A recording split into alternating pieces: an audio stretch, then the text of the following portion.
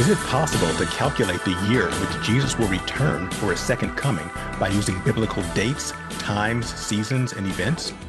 Some people seem to think so, and we'll examine one of those theories on this special episode of Faith by Reason. Welcome to Faith by Reason. The website behind it all is faithbyreason.net. There you will find hundreds of hours of study material, blogs, podcasts, and videos. And on this special episode, we will be looking at, by popular demand, the popular video series called Messiah 2030. And this is part of, I think, what I'll start calling the discernment series, where you guys have been asking me to give my feedback, my thoughts, my commentary on some eschatological theories that are all over the place these days. I did one in the last one on the little season, which is still on fire. I'm still getting tons of comments, positive and negative, kind of 50-50 split on that particular video. And you also asked me to do one on Messiah 2030. That's what I'm doing now. And as I said at the beginning of the little season video, we are really in the middle of end times fever right now. End times material is everywhere. It's all over YouTube and social media and different websites. And in some cases, it's a good thing. I mean, I love that people are really getting into eschatology, the study of last things. The good news is that because of social media and YouTube, everyone is able to give their thoughts on end times events. The bad news is everyone is able to give their thoughts on end times events. And unfortunately, they're not all that, some of them aren't that great. Now, some of them are very good. There are some really good teachers and researchers out there who are providing excellent information that is very thought-provoking. And I've enjoyed some of them and I'm learning from some of them. Some of them, on the other hand, are not so great. Just because you have your YouTube channel, just because you have your Rumble channel, and you think you know what you're talking about, doesn't necessarily mean you are. And it doesn't mean that you are rightly dividing the word of truth. It doesn't mean that you are doing the proper research and proper hermeneutics. So you have to be careful when you're watching these things. You have to use discernment. Someone has a dream or a vision and they think they want to elevate it to the level of prophecy. It may not necessarily be so. You have to check it against the Bible and make sure that it is biblically sound. For example, there was one guy I was watching, his video came up in my feed, and you know that if you have any type of Bible study in your YouTube feed or any of the other feeds, you're just getting flooded with all of these end times folks with their theories. And this one guy, he was looking at the different constellation arrangements and signs in the heavens, which I'm not an expert in, so I was just curious to see what he was going to say. And he talked about a certain star that was going to appear in the heavens on September 27th of this year, right around the corner. And because it was appearing on September 27th or 9/27, and Daniel, the book of Daniel, chapter 9, verse 27, talks about the Antichrist in the start of the 70th year, 70th week, excuse me, or the tribulation. He predicted that the tribulation was going to start on September 27th. Come on, guys, we got to do better than that. Hopefully, you're intelligent enough and wise enough and have enough common sense to know that that is not good hermeneutics.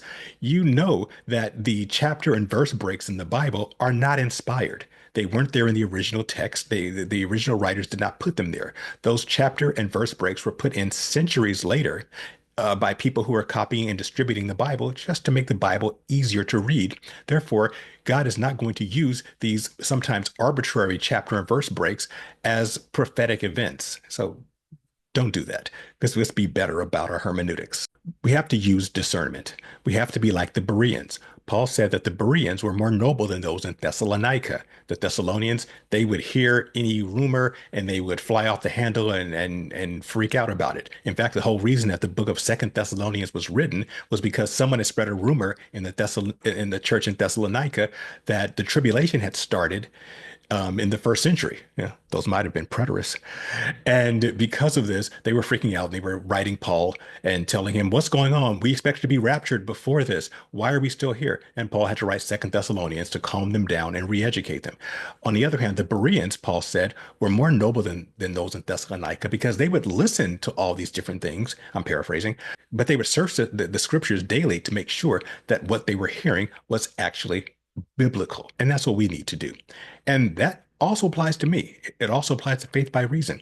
Don't believe anything I say. Don't believe anything you hear on this channel until you research it for yourself. That is your responsibility because at the end of the day, when you stand before God, He's not going to ask you about me. He's going to ask you about you and what you did and what kind of research you did. So again, it is up to you to use discernment. And I appreciate that many of you are relying on me to help you with that discernment. And it is my honor to do so. And that's what I'm going to do today. Hey, just a quick note. If you like this kind of content, if you'd like to see me do more of this kind of content, if you want to see me do analysis on other types of end times theories, or if you really like the Revelation series that I did in the past, or if you're looking forward to the Genesis theory, that series rather, that I'll be starting next month, please, please, please subscribe to this channel, hit the notification button, hit the like button. It really helps the channel out. I greatly appreciate it. And now back to the video. So today we're going to look at Messiah 2030, which falls into a category of video teachings that are basically using biblical calculations in order to predict the year that the Messiah, that Jesus will return to earth for a second coming.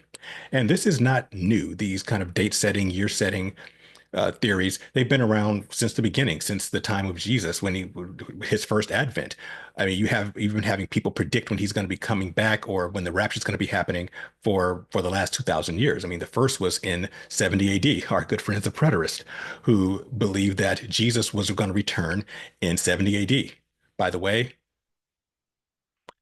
he didn't.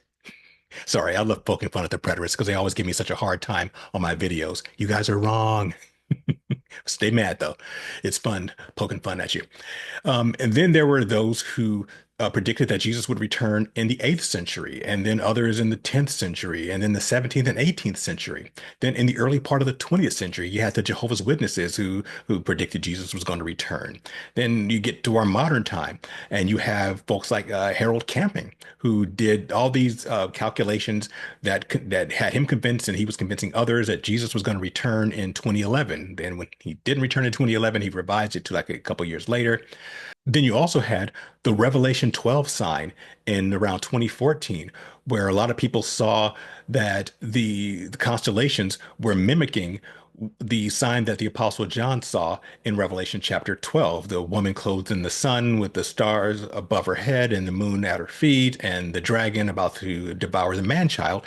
And they predicted that the rapture was going to happen in 2014 or 2015. And even last year, there was a big to-do about the rapture occurring at the Feast of Trumpets in 2023. So there have been a lot of these things happening, a lot of these predictions happening. And I don't get into predictions. I don't do all these calculations myself for a couple of reasons. One, I just don't want to do all that kind of math. Also, I don't think that that's something that God calls us to do on a regular basis. There are a few areas in the Bible where God does ask us to calculate the signs that He gives us in order to come up with a date, and we'll examine one of them a little later on. But it's pretty few and far between. I don't think we're called to do that on a regular basis.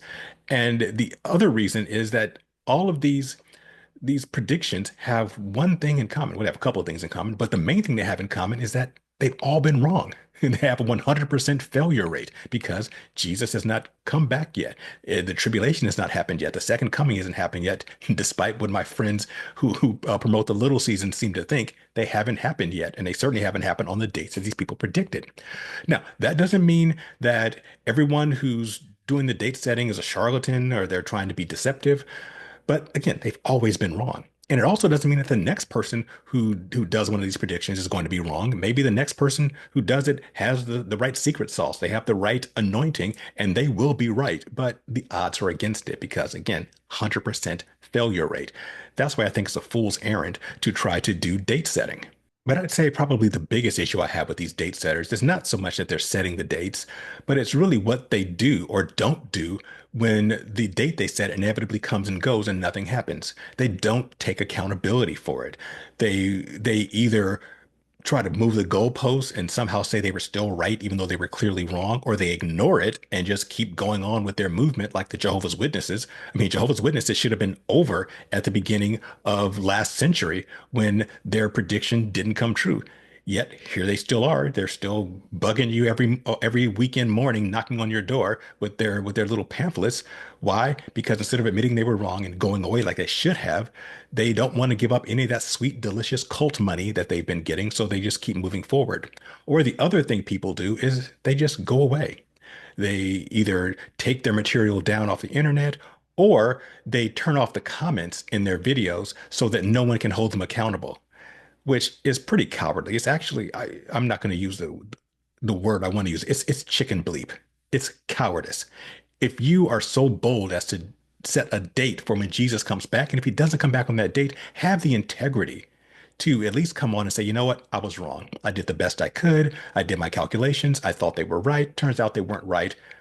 Please forgive me. And I think the Christian community would forgive them. But if you're just going to disappear and back into your hidey hole and turn off the comments on all your social media so no one can hold you accountable, you're a coward. At least be accountable. All right, that's enough of that. Let's move on. Let's talk about Messiah 2030 because, after all, that's what you came here for. So, what is Messiah 2030? In case you have not heard it, Messiah 2030 is a series of videos, very popular videos on YouTube, three parts, and a few ancillary videos, wildly popular, getting millions of views. I think they came out about a year or so ago. And again, very, very popular videos, very well done, well produced, well researched, and they're getting a lot of attention. And the premise, as you can imagine from the title, is that Jesus is going to return in the year 2030, just a few years from now, as I record this in 2024. So exciting stuff. And I'm going to give a big picture, 30,000 foot overview of it, because again, these are long videos. They're a couple hours each, almost 3 hours in some cases. And when you add in the ancillary videos, we're talking 7, 8 hours of material. So I'm not going to deep dive into all of it. We'd be here all day, and I don't have all day. So the big picture overview is they use which a lot of these date setting and year setting folks use the premise in the Second Peter chapter 3, the day age theory.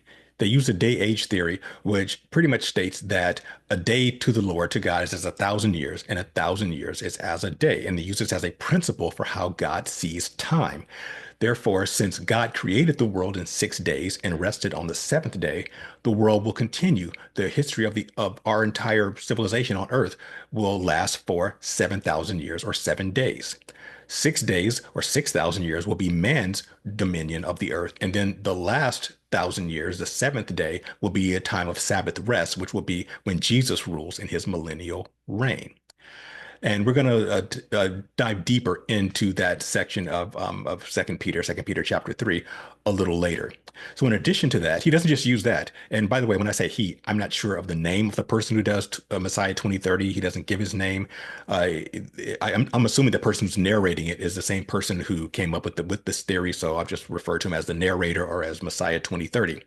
Anyway, the narrator uses not just that, that's the premise. The day age thing is the premise, but then he goes into exhaustive detail. Again, 6, 7 hours worth of detail using things like the dates of the patriarchs, the feast days, the signs in the heavens and seasons, and the dates that certain events happen to hammer over and over again that that Messiah will return in 2030. So he starts like some of the others do by looking at the date that Adam was either born or committed the original sin, and calculates from there 4,000 years to the advent of Jesus, his death and resurrection. So that's 4 days of 4,000 years. And then from there, there's another 2,000 years, which are the last 2 days, getting us to day 6, which will end when Jesus returns and sets up the seventh day, or the 1,000 year, his last 1,000 years, the 1,000 years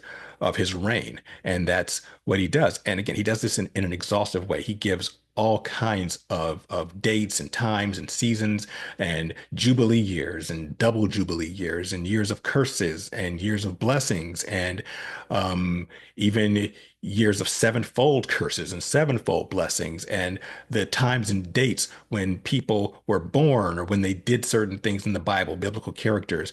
And it's a lot. And he gives a preponderance of evidence. Again, it's very well done, very well researched. And by the time you're done, he gives you such a preponderance of evidence that you're like, okay, dude, I get it. Okay, you've convinced me that at least you've done all your research and you've given me tons and tons of information to prove your point. And while the pains he goes through to present his case are admirable, I will have to say sometimes he goes a little overboard and maybe gets a little bit overzealous. An example of this is when he quotes the from the book of Jude, which is quoting the pseudepigraphal book of Enoch, where Enoch is talking about the second coming. And in the book of Jude, it says, and I'm slightly paraphrasing, it says that Enoch, the seventh from Adam, says, "Behold, I see, Jesus coming, or the Messiah coming with 10 thousands of his saints." That is a second coming messianic verse. So, but when he quotes Enoch, the seventh from Adam, he uses it as a reason to tie this to the 7 day age theory, so that since Enoch was talking about the second coming and he's the seventh from Adam, then that is another indication of the 7 day, 7,000 year uh, age theory. Okay, I guess if you squint hard enough, you could see that.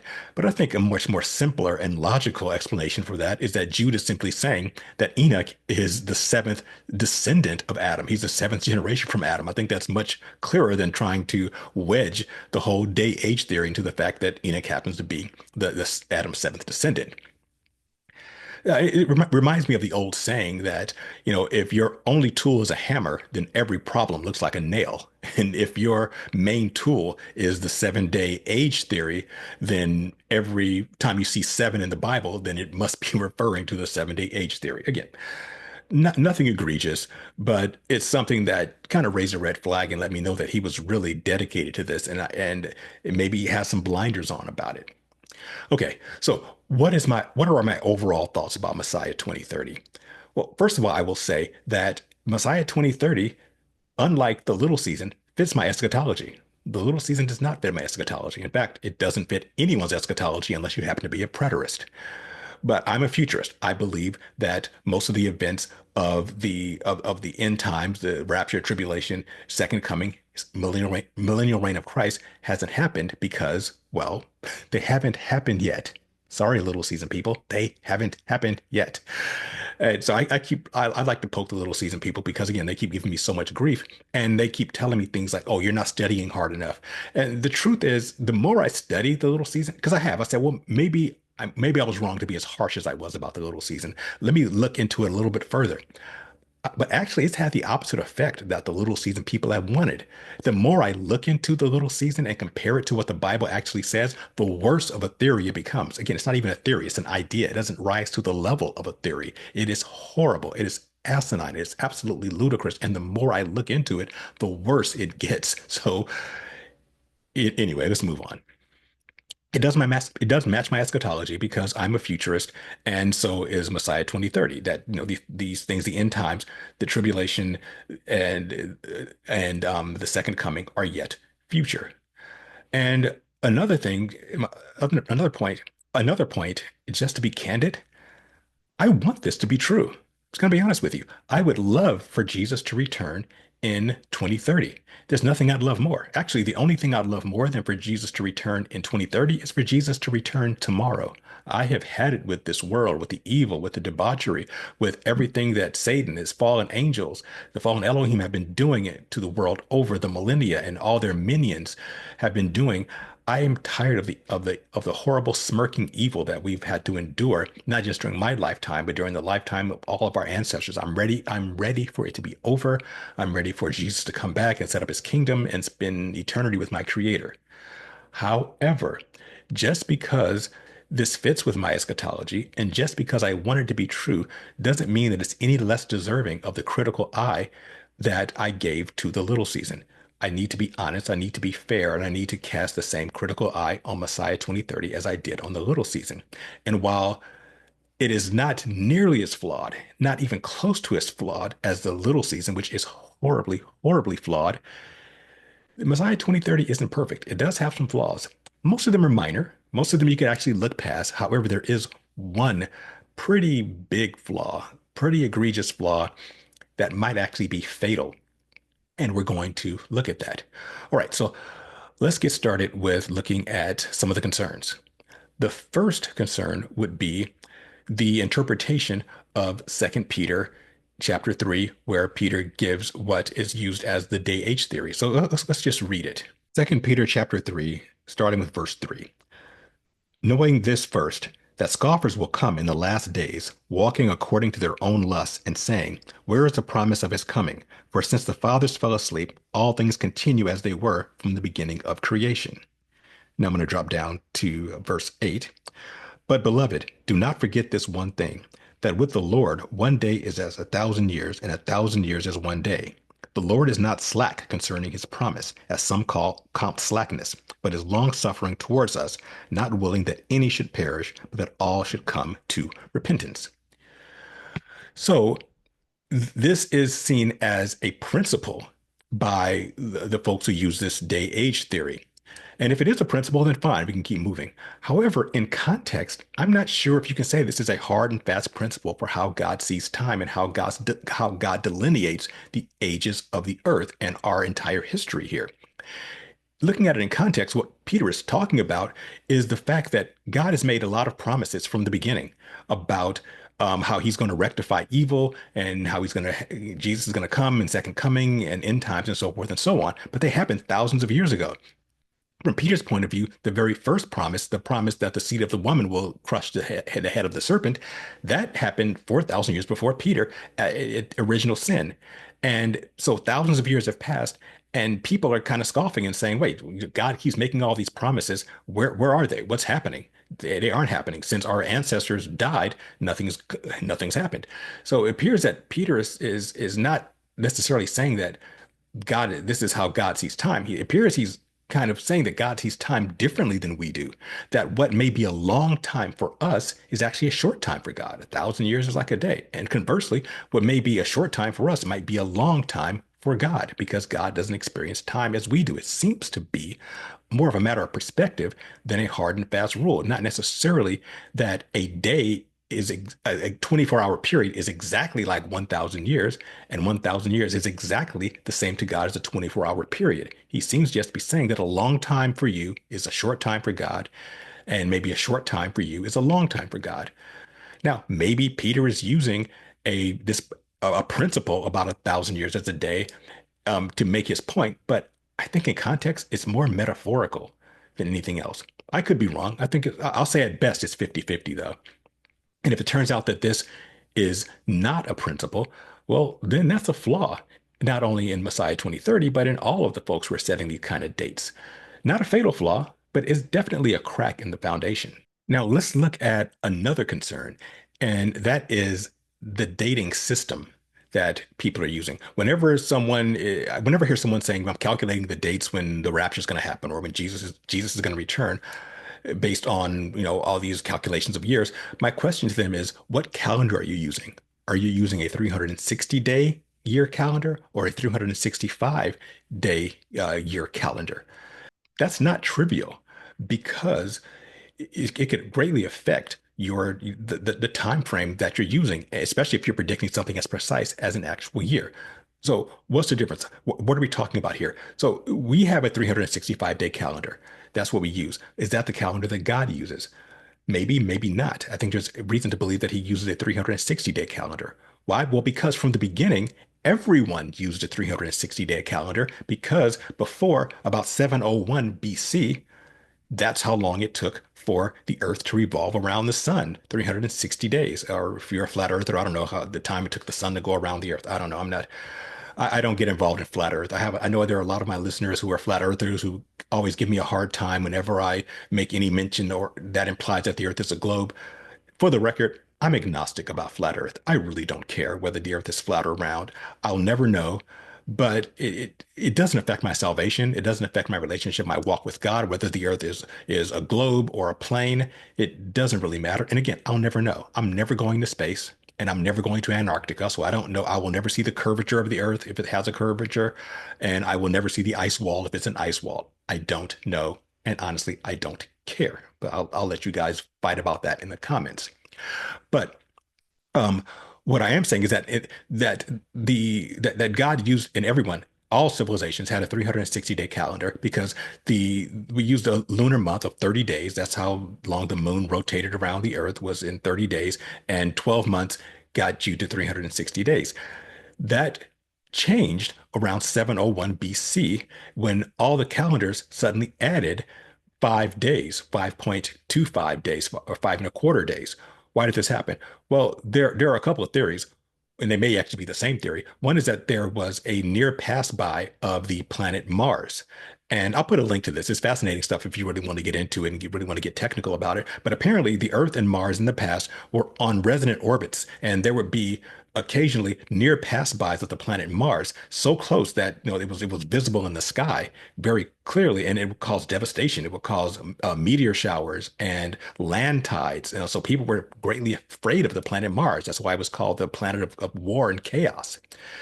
Um, and and because of their resonant orbits, the Earth and Mars would either gain or lose energy during the close pass by, and it would cause their rotations to slow down and then go back to normal after the next pass by. However, in 701 BC was apparently the last near pass by, and so the Earth's rotation slowed enough that we had to add 5 days to the calendar because Mars stopped doing resonant orbits, and so we were never able to get those 5 days back.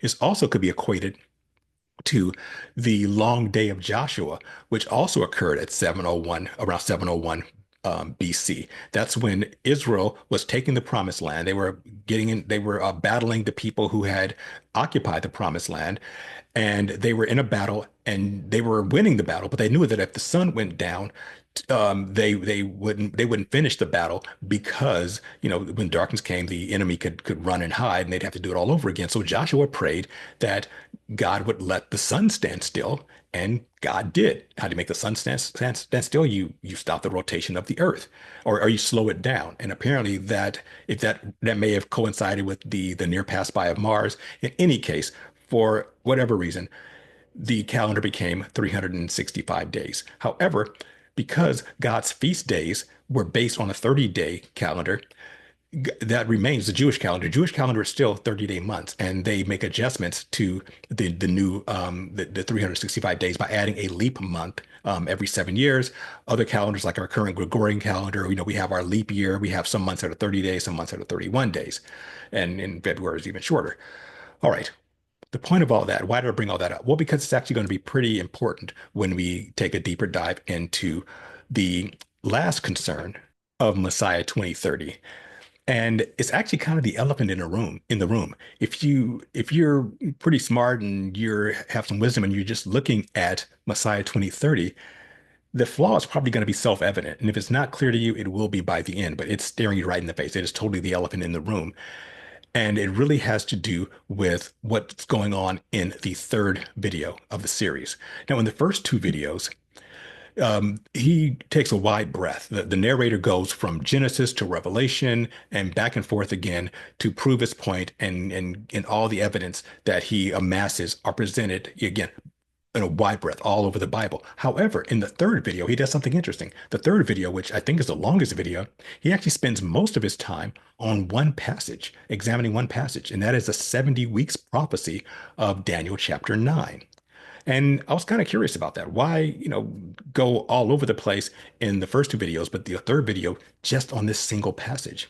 And once I got to the end, I realized why. It turns out that the interpretation of the 70 weeks is critical to Messiah 2030. And we've talked about the 70 weeks prophecy many times on Faith by Reason. It's a spectacular messianic prophecy, one of the most spectacular of them all, extremely precise. And this is actually one of the areas I talked about before, where we are supposed to calculate the exact time of a messianic event based on the information that God gave us. So let's just read it and to give you the context. The prophet Daniel is in the Jewish captivity, formerly in Babylon and now in the Persian Empire at this point. And the 70-year captivity is almost over. Daniel is praying about it, and he gets this amazing messianic prophecy sent from God through the angel Gabriel. And let's just read it. So Daniel chapter 9, starting at verse 24. 70 weeks or 70 Shibuyim, 70 weeks of years, 490 years, are determined upon thy people and upon thy holy city to finish transgressions and to make an end of sins, to make reconciliation for iniquity and to bring in everlasting righteousness and to seal up or finish vision and prophecy and to anoint the most holy. So basically, 490 years are all that's left. After 490 years is going to finish man's dominion on earth and basically set up the millennial kingdom. All right. When does it start? Well, let's keep reading. Verse 25. Know therefore and understand that from the going forth of the commandment to restore and build Jerusalem until Messiah the Prince shall be 7 weeks and threescore and 2 weeks. So basically, 63 weeks. The street shall be built again and the wall even in troubled times. So why is it divided up into 7 weeks and threescore and 2 weeks, or 63 weeks? Well, basically, it takes after the command to restore and rebuild Jerusalem, it takes 7 weeks of years, or 49 years, in order to finish building, restoring, and building Jerusalem. And it says here, the streets and the wall, very important. The streets and the wall should be built again.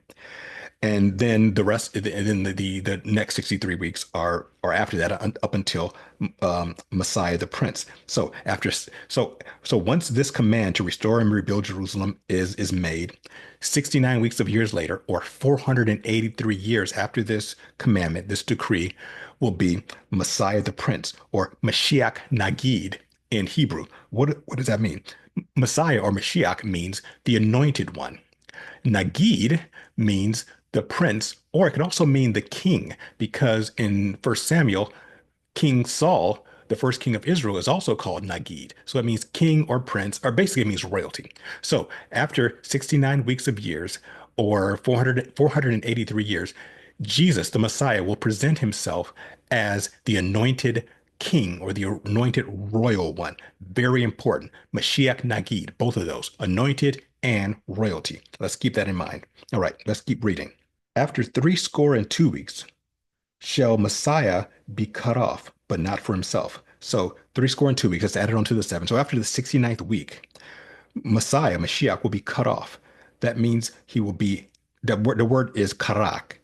It means he will be executed, but not for himself, obviously for us. Let's keep going. So he'll be crucified at the end of 69 weeks. And the people of the prince who shall come, the prince who shall come is one of the titles of the Antichrist. The people of the prince who shall come shall destroy the city and the sanctuary, and the end thereof shall be with a flood, and unto the end of the war desolations are determined. So this statement said that at some point after the Messiah is cut off, or killed, that the people of the Antichrist, whoever they might be, are going to destroy the city. So this is 70 AD. This is when the city was destroyed. And of course, if you're a preterist, you also believe that Jesus came back at that time, but he didn't. Okay, I'm going to leave the preterist alone, I promise. Well, maybe. Um, let's keep going. So in any case, this is some type of indeterminate period of time. So what about the 70th week? Well, let's keep reading. Verse 27. And he shall confirm the covenant with many for 1 week. 1 week, that's the last week. That's the last 7 years. That's the 70th week. And there's a he shall confirm the covenant. Who is the he? Very important, but we to figure that out. And in the midst of the week, or at the 3.5 year point of the week, this is the same he, by the way, he shall cause sacrifice and oblation to cease. And for the overspreading of abomination he shall make desolate, even until the consummation, and the determined shall be poured out upon the desolate. So this is called the abomination of desolation. So the 70th week begins with someone confirming a covenant with the many. The many is an idiom for Israel.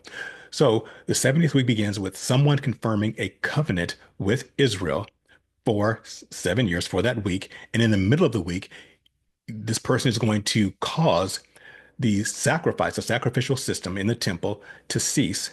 And then there will be the abomination of desolation, which we talked about in the Revelation series. This is when the Antichrist presents himself as king, and he demands to be worshipped. He sets himself up in the temple as as I'm sorry, not as king, as God. He sets himself up in the temple as God and demands to be worshipped. This is the abomination of desolation. And of course, then 3.5 years after this will be the end of the 490 years or the 70 weeks, and that's when Jesus returns. Okay, what do we do with this? And why is this so critical to Messiah 2030? Well, there are a couple of views that we're going to talk about. The first view of the 70 weeks will be the traditional or orthodox view that eschatologists take. And by the way, I happen to agree with that, with the traditional view. Now, just because it's a traditional view and just because I agree with it does not mean it's right. As with everything else, we have to see if it matches the Bible, if it matches history, if it matches reality. But, and I will say that Messiah 2030 has a significantly different take on a couple of key areas here that changes a lot and differs pretty dramatically from the traditional view. So let's start by giving you the traditional view, and then we'll give you the Messiah 2030 view. So the traditional view starts with the decree, with the command to restore and rebuild Jerusalem. Now, the decree was made by a Persian king by the name of Artaxerxes. He actually had two decrees. One decree was allowing the Jews, when they went back to Jerusalem, to rebuild the city. That was decree number one. Then several years later, he makes another decree that allows them to build the wall around Jerusalem. So the second decree was only about the wall. Here's the thing, a city is not complete in that time without a wall. Because back then, the walls was what kept your enemies out. It's what made your city secure. It's what made your city functional. So the wall had to be built as well. And it says right there in Daniel in chapter, I mean, in verse 25, that the wall has to be built again. Therefore, the traditional view is that the second decree is the decree being talked about here because the city is not complete without the wall.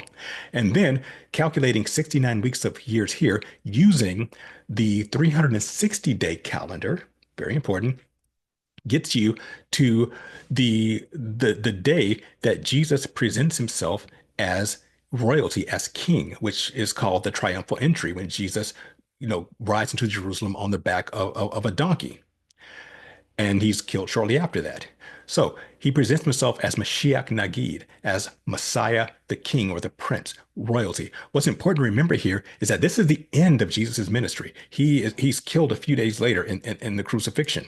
Now, before this, people had wanted to take him as king. There, you see in the Gospels, especially in Matthew, that Jesus would perform a certain miracle or have a certain profound saying, and the people would want to take him as king. They were waiting for their king. They knew they knew this prophecy. They knew that their Messiah was going to come around this time, and they were ready to take him as king. But he wouldn't let them. He would either say, "Hey, my time is not yet," or he would just leave. But he wouldn't allow himself to be taken as king.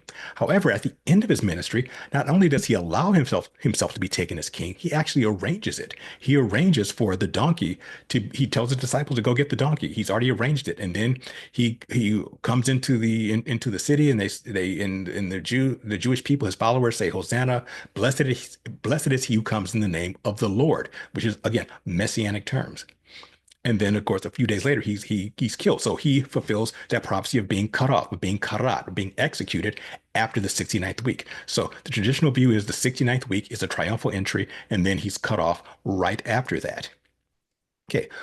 Then what happens is there's this gap where because he dies, he rises again, he goes to heaven, and 69th week ends, and there's this gap here where the people of the prince who shall come destroy Jerusalem in 70 AD, so around 40 years after that, and then this indeterminate time where your wars and desolations are determined apparently has lasted up until this very day, because the next event that starts the 70th week would be the confirming of the covenant. And the traditional view is that the person who confirms the covenant is the Antichrist. And the Antichrist hasn't done that yet. And the covenant he confirms, be it a peace treaty or be it a confirmation of the Abrahamic covenant, whatever he does, he hasn't done it yet. So it's yet future. And the Antichrist does it. And then in the middle of that 70th week, at the 3.5 year point, is when he commits the abomination of desolation, and he causes the sacrifice to end because he claims to be God. He as God sits in the temple of God, showing himself that he is God. Quoting from the Apostle Paul. So according to the traditional view, the sacrifice ending is a bad thing, not a good thing. The covenant with Israel is a bad thing, not a good thing, because it's done by the Antichrist. That's important. And so that's the traditional view. Now, Messiah 2030 takes a different view. They have a slight variation, a couple of slight variations on the traditional view that actually turn out to have a pretty significant impact and changes things pretty significantly. First of all, instead of using the second decree of Artaxerxes as the jumping off point for the 490 years, they actually use the first decree of Artaxerxes to rebuild the city of Jerusalem and not the wall. And he uses a 365-day calendar to calculate his timing instead of the 360-day calendar, which he kind of disparages, which I thought was kind of interesting. Why would you disparage that the 360-day calendar just because you don't agree with it? And it's interesting because there is actual proof that God does still use the 360-day calendar when it comes to prophecy. We see it in the book of Daniel, but I think it's most blatant in the book of Revelation, where we look at the careers of the two witnesses as well as the Antichrist, and they're around for 3.5 years. The ministry of the two witnesses is 3.5 years, and the final 3.5 years of the Antichrist after he suffers his head wound is also 3.5 years. And it's God breaks it down as 1,260 days. Now, if you take 1,260 days, 3.5 years, and multiply it by two, then you come up with 2,520 days. So that would be 7 years, 2,520 days. If you divide that by 365 days, you only get 6.9 years. However, if you divide it by 360 days, you get exactly 7 years, meaning that God looks at the 70 weeks as 360 days. So it doesn't really make much sense that he would use a 365-day calendar for 69 of the weeks and use a 360-day calendar for the last seven. But anyway, moving on. So Messiah 2030 uses the first decree of Artaxerxes to restore and rebuild Jerusalem. And that calculation gets them not to the end of Jesus's ministry for the 69th week, but the beginning of Jesus's ministry when Jesus says that he is the anointed one, quoting from the book of Isaiah. And then he's baptized. So according to Messiah 2030, the 69th week happens at the beginning of his ministry. Also, Messiah 2030 does not see the gap between that occurs when when the temple is destroyed and the city is destroyed and all that. They don't see that gap right there. They see the 70th week starting immediately after the 69th week. That when Jesus is anointed as Messiah, not Mashiach Nagid, because remember, he does not say that he is king when he first begins his ministry. That doesn't happen till the end. So they just see Messiah, not Mashiach Nagib, just Mashiach. And then the 70 weeks starts. So Jesus, according to Messiah 2030, he is the one who confirms the covenant by his appearance. So when he is anointed, he is confirming or strengthening the covenant. And maybe that's the Abrahamic covenant, because remember that Abraham was promised that the Messiah would come through his line. And Jesus could be confirming that by saying, hey, I'm here. I'm confirming the covenant. Or maybe the covenant he's confirming is this prophecy, the 70 weeks prophecy. In any case, Messiah 2030, the narrator says that this is the beginning of the 70th week. And at the middle of the 70th week, at the 3.5 year point, or at the end of Jesus's 3.5 year ministry, he's crucified. That's when he's cut off, or karat.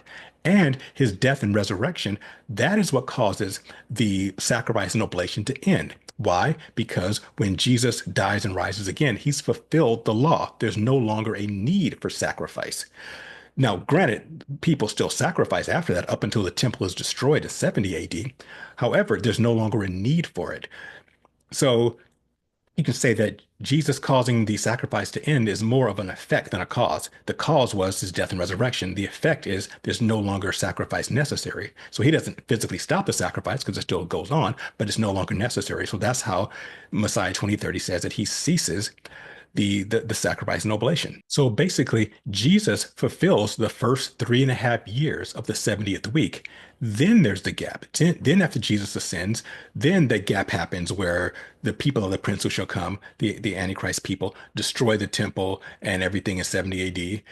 And he also believes, like I do, and like most people in eschatology, believe that there is this gap that we're currently in until the very end of the 70th week, or in the case of Messiah 2030, the last 3.5 years of the 70th week. And then That's when the abomination of desolation happens. And 3.5 years later, Jesus returns in the year 2030. So that's the difference. Why is that critical? Why is, what's the difference between these two, and why does that matter so much for Messiah 2030 being true? Well, before we get to that, let's just look at the feasibility, the plausibility of what Messiah 2030 is saying. Okay, first of all, which decree of Artaxerxes? You can argue and successfully argue that the first decree was restoring and rebuilding Jerusalem because, that is what happened. And the wall was just, an addition at the end.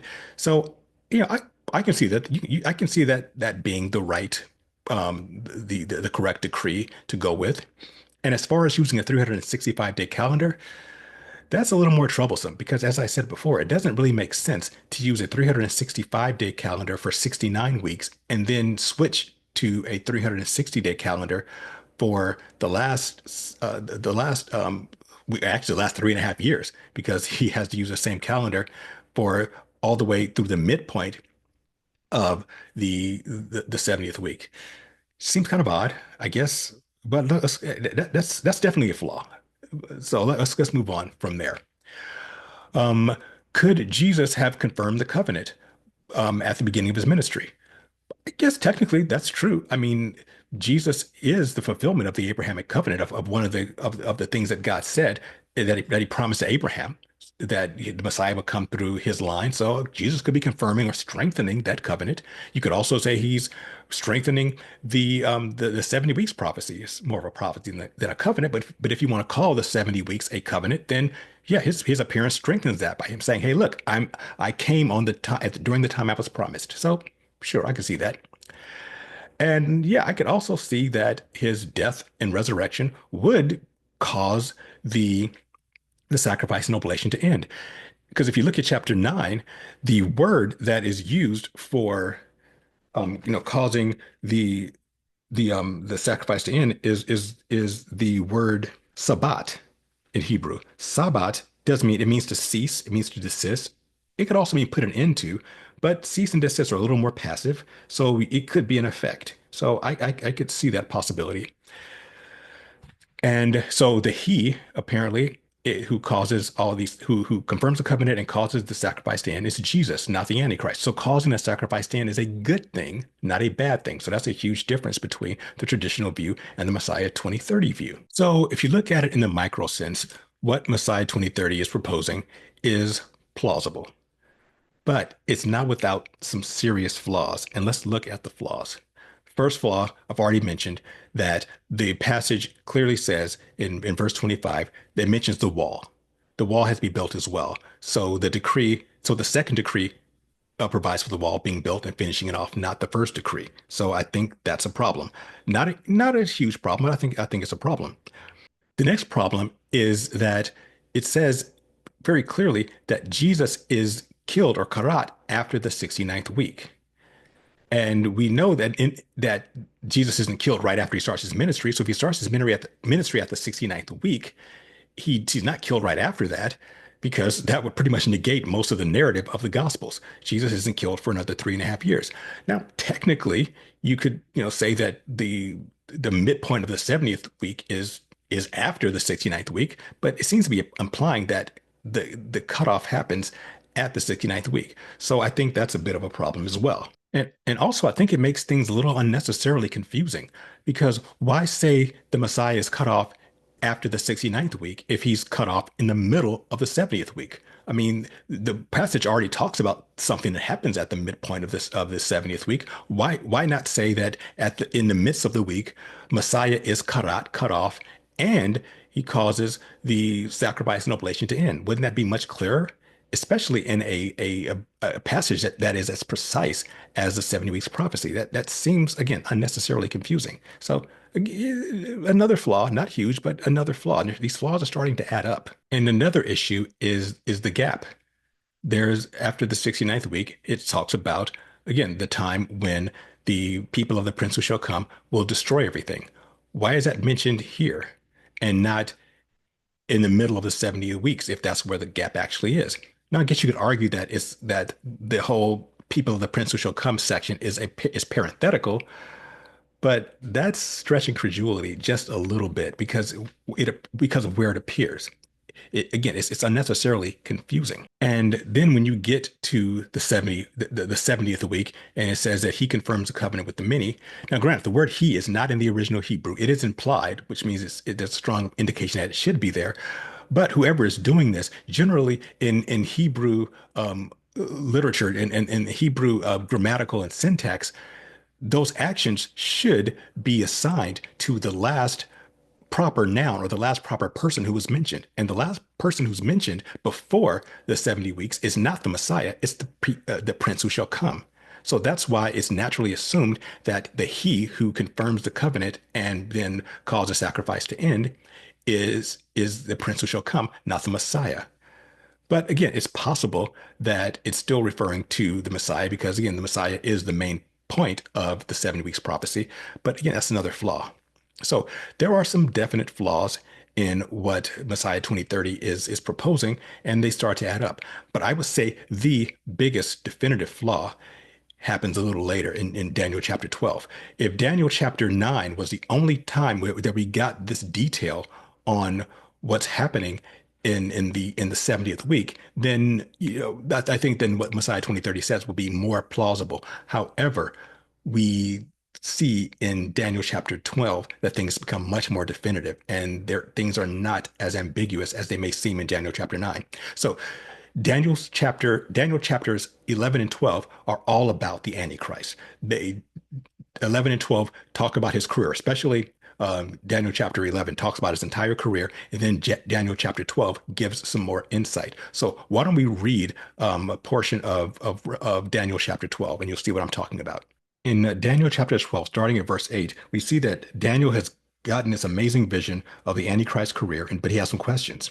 And in verse 8, it says, "And I heard, but I understood not. Then I said, O my Lord," talking to the angel, "what shall be the end of these things?" And he said, "Go thy way, Daniel, for the words are closed up and sealed until the time of the end." Let's go down to verse 11. "And from the time that the daily sacrifice shall be taken away, and the abomination that shall make desolate set up, there shall be 1,290 days. Okay, we'll not focus on the 1,290 days here, but I talk about that elsewhere. But the important part is that this is referring back to the same event in Daniel chapter 9. From the time that the daily sacrifice be taken away and the abomination of desolation is set up. So two things about this that we need to look at from a linguistic standpoint. That word "and" that connects the abomination of desolation and the sacrifice being taken away, that is the Hebrew word "natan." That's the word that's and what it means is to add, to give, or to appoint.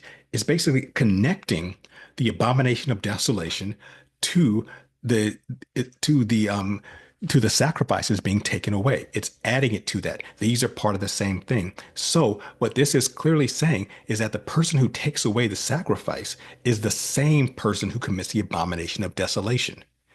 Let me say that again. The person who commits the abomination of desolation is the same person who causes the sacrifices to be taken away.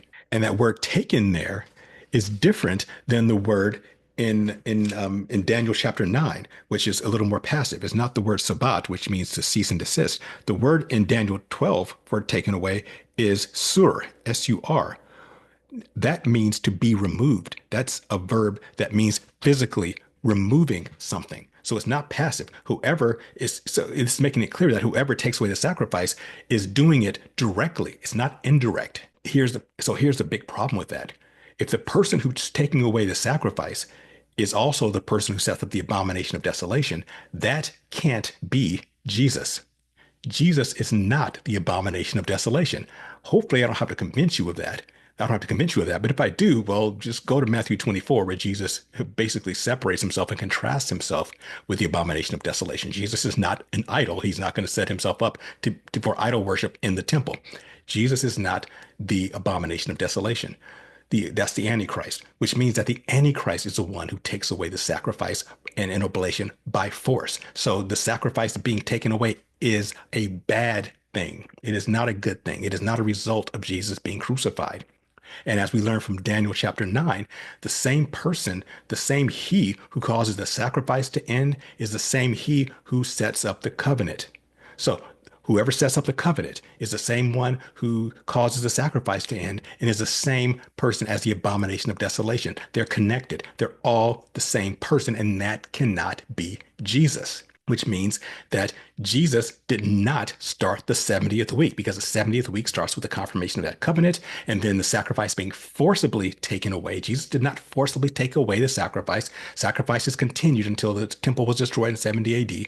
And Jesus is certainly not the abomination of desolation. Jesus did not start the 70th week. And we get that very clearly here by examining Daniel chapter 12. And if Jesus did not start the 70th week, and the Antichrist has not yet started the 70th week, then that means the 70th week, all 7 years, are yet future. So Jesus did not fulfill the first 3.5 weeks of that period. So the gap is at the 69th week, not the middle of the 70th week, which is what is strongly implied in the scripture because of where that gap is placed. That's just the way it is. So the traditional view appears to be true, at least in this part. So that is a serious flaw, or as the narrator likes to say, the narrator of 2030 likes to say, it's an insurmountable problem. Jesus cannot be the abomination of desolation. Therefore, Jesus is not the one who stops the sacrifice. Therefore, Jesus is not the one who confirms that covenant. That is the Antichrist. All right, so that is a flaw. I think it's pretty clear here that Messiah 2030 is incorrect about the 70th week. Okay, but why is that such a big problem? As I said before, the the the first two videos go into great detail using all kinds of feast days and times and seasons and settings and math and calculations that go all over the Bible to hammer his point home. Why would this one flaw, why would this one area where he's wrong be so detrimental? That's where we get to the elephant in the room. And once we see this, you'll see why it is so detrimental. Let's look at the elephant in the room, shall we? And that is, again, staring us right in the face, Messiah 2030. That means that, again, Jesus has to come back in the year 2030. The second coming of Jesus, it happens at the end of the 70th week, which is what we call the tribulation.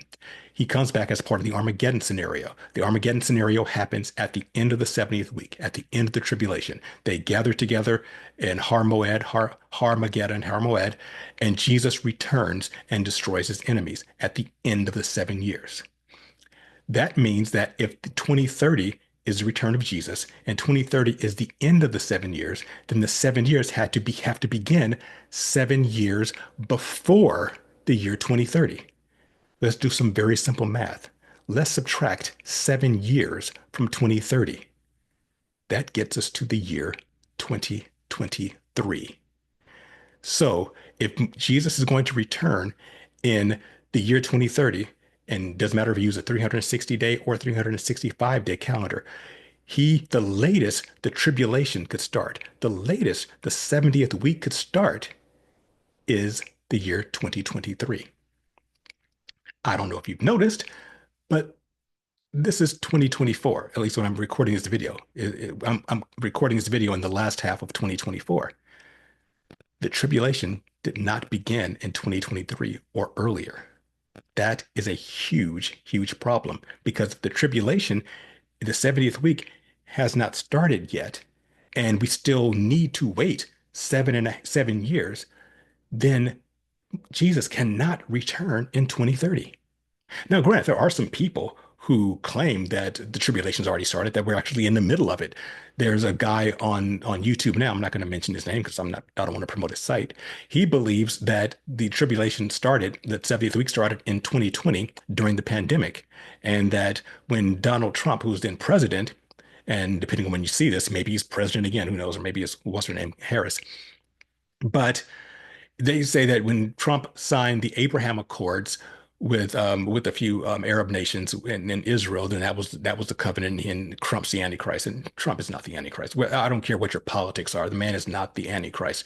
Not important. I'm not going to spend any time on this because I'm not even going to spend time debunking the tribulation starting in 2020 in 2020. That's ridiculous. It's completely nuts. It's not even worthy of a rebuttal video. But and I'm not going to spend any time on it because Messiah 2030 doesn't make that claim either. So again, this is an insurmountable problem.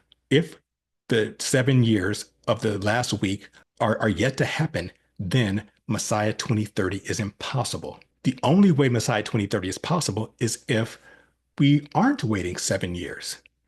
And now I think you're starting to understand why Messiah 2030 is so adamant that Jesus fulfilled the first 3.5 years, even though it's biblically unsound. And by the way, and for the record, Messiah 2030 does mention that passage that I talked about in Daniel chapter 12, where it directly relates the abomination of desolation to the person who stops the sacrifice. But for some reason, well, I know why, but he doesn't connect it directly to Daniel chapter 9. And it's disappointing. I mean, for all the research he did, he overlooks this. And I think it's pretty obvious why, because his theory doesn't work if the Antichrist is the one who confirms the covenant.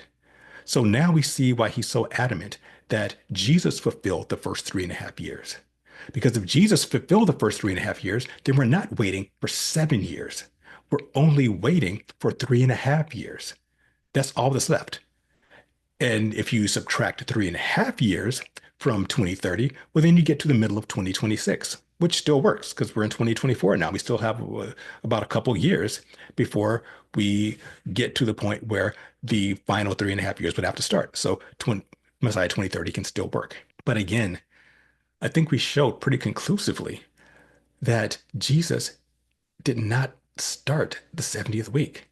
Jesus did not fulfill those first 3.5 years. He couldn't have, because he couldn't have confirmed the covenant, because he couldn't have been the one who forcibly caused the sacrifice to cease, and he's certainly not the abomination of desolation.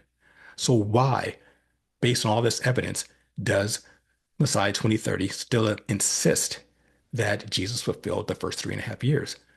Unfortunately and disappointingly, it appears that Messiah 2030 is making the same mistake that the little season people made. Not as anywhere near as egregiously as the little season people do it, but it's still the same mistake. It's breaking one of the cardinal rules that we talk about here on Faith by Reason, which is do not make the Bible conform to your pet theory. Change your theory or your beliefs to conform to the Bible. And it looks like Messiah 2030 is trying to change or ignore a vital area of the Bible in order to be right. Very disappointing. Because again, I wanted this to be true and I appreciate all the research he's done, but to miss this glaring problem and to ignore it in order for you to be right is, again, it's unfortunate and it's disappointing. I would have preferred he just said, "Hey, I thought this was the way it was going to happen. I thought that my calculation shows it was 2030, but obviously it can't because the 70th week hasn't happened yet. The last 7 years haven't happened. So maybe it's 2031 or 2035. I don't know, but I did my best, but I was wrong. Didn't do it. Instead, he is still making videos and is still insisting that he's right. And it appears that he's not. I'm gonna have to give Messiah 2030 a thumbs down. Great research, well done, but just like all the other date setting theories out there, doesn't work out. Now, I could be wrong.